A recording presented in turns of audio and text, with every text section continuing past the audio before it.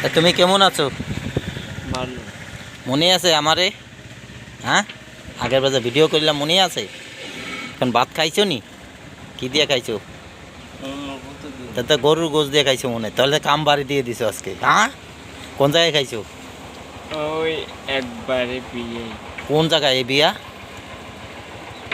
তো ভুলে গেছি। এই নিয়ে ওই মসজিদপুর, বান্যাগাতি? তাহলে কোন জায়গায়? ওই স্কুল মাঠের ডরে। ওই স্কুল মাঠের ডরে মানে বিয়ে হয়েছে। বিয়া কার তা জানো? আমি কত তা তুমি কি খাইছো বিয়ায়, কি খাইছো? গরু গোশত, কয় পিস খাইছো? মুরগি গরু আর মুরগি? আর দই দইও খাইছো? আর ডিম। ডিম খাইছো? আগে খাইছো কি? আগে দুইটা হ্যাঁ, আর টমেটো স্যালাডও আছে। আছে। বিয়া তো নগদ, আর একটা বাদ দেন ওই বাইক দিয়া যাবানি সেটাই?